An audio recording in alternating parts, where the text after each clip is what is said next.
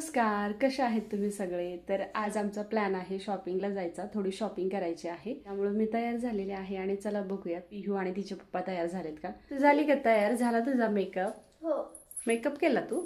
Makeup नाही केला, अच्छा. नुसती पावडर लावली. हा किती क्यूट दिसते तरी पण. हो चला, झालंय आमचं सगळं. तर आज संडे आहे, तरीही ऋषीचे क्लासेस असतात, म्हणजे त्याला आठवड्यातून एकदाही सुट्टी नसते. तर मग आम्ही तिघच होतो म्हणून म्हटलं गाडीवरून जावं, कारण पिंपरी मार्केटमध्ये 4 व्हीलर लावायला तर जागाच नसते. त्यातल्या त्यात बघा आज संडे आहे, त्यामुळे किती गर्दी आहे. तर मला इथे 2-3 ड्रेस घ्यायचे आहेत, पण मुलींसाठी कपडे घ्यायचे म्हटलं ना की खूप सारे ऑप्शन्स असतात, तरीही खूप जास्त वेळ लागतो. तर बहिणीच्या मुलीसाठी जो फ्रॉक घ्यायचा होता ना, त्याला जवळजवळ मी 1 तास घालवलेला आहे, पण शेवटी मला फ्रॉक ना खरंच खूप छान मिळाला. तर फायनली आम्हाला एक फ्रॉक आवडलेला आहे आणि तोच आम्ही घेतलाय. म्हणजे पिहूच्या पप्पांना पण तो फ्रॉक खूपच आवडला.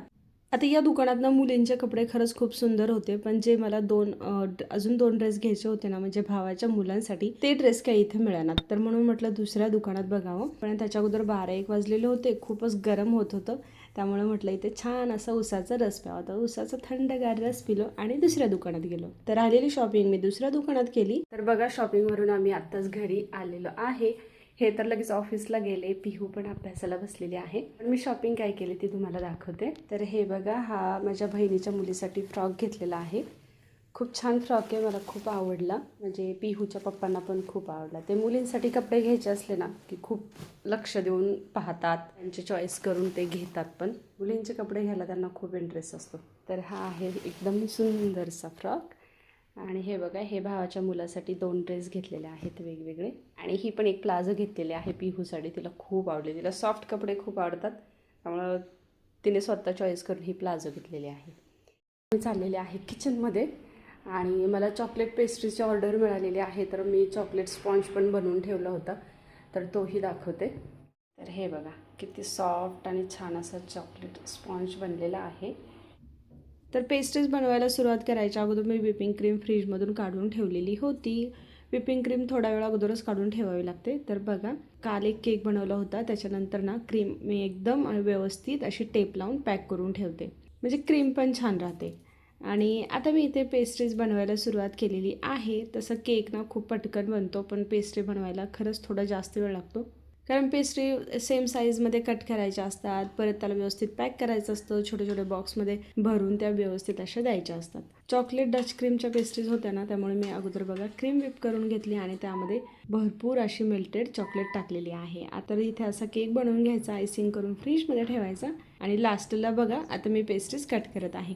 तर माझ्याकडे ना पेस्ट्री कटर नाही आहे, त्यामुळे मी चाकू गरम करून त्याने पेस्ट्री कट करते. एकदम इक्वल साईजच्या सगळ्या पेस्ट्रीज झाल्या पाहिजेत, त्यासाठी ही एक ट्रिक आहे. तर इथे माझ्या पेस्ट्रीज तयार आहेत. या पेस्ट्रीजला ना शेवटी मी मेल्टेड चॉकलेट आणि चोको चिप्सने डेकोरेट केलेला आहे.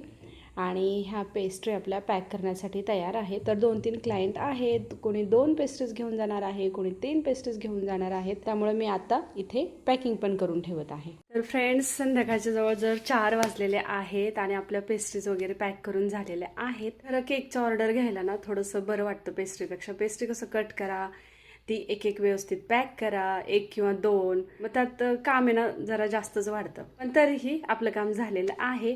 आता एक एक करून संध्याकाळपर्यंत पेस्ट्री घ्यायला सगळे येतील. सगळे म्हणजे 3 क्लायंट येणार आहेत. तर आता आपल्याला बनवायचे आहेत गुलाबजामुन. आणि माझ्या पिहुडीचा अभ्यास पण झालेला आहे, हे ना पिहुडी? हो. मग मला आता गुलाबजामुन बनवू लागशील काय? हा. पिहू म्हणते मला गुलाबजामुन बनवू लागेल, कारण तिला आहे ना ते गुलाबजामुनचे जे बॉल्स असतात ना छोटे छोटे, ते बनवायला खूप आवडतात, है ना?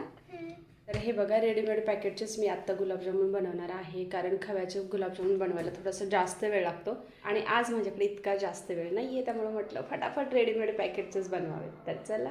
तर गुलाबजामुनचं पीठ तर भिजवलं होतं आणि पिहू आणि मी गुलाबजामुनचे जे बॉल्स आहेत ना ते करत होते. तर मध्येच एक क्लायंट आलं त्यांच्या पेस्ट्री घ्यायला, त्यामुळे मी उठले होते. तर अशा प्रकारे आपले बॉल्स तयार झालेले आहेत. त्यानंतर मी फ्राय केले, छानपैकी पाक बनवला आणि गुलाबजामुन तयार झाले. तर बघा, आपले एकदम मस्त असे गुलाबजामुन तयार आहेत. हे बघा, एकदम टम्म फुगलेत आणि खूपच छान झालेत. तर गाईज, मी आत्ताच ऋषीला क्लासेसवरून घेऊन आलेली आहे आणि त्याला आपण गुलाबजामुन देऊयात, त्याला विचारूयात कसे झालेत ते. तुझ्यासाठी गुलाबजामुन.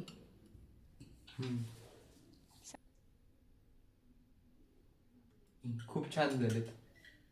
हे घ्या कसे झालेत सांगा. गुलाबजामुन तर चांगलेच झाले असणार.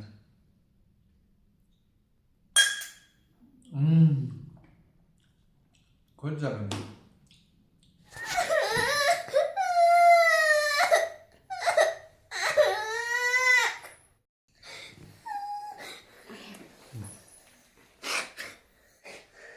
बरं नाही.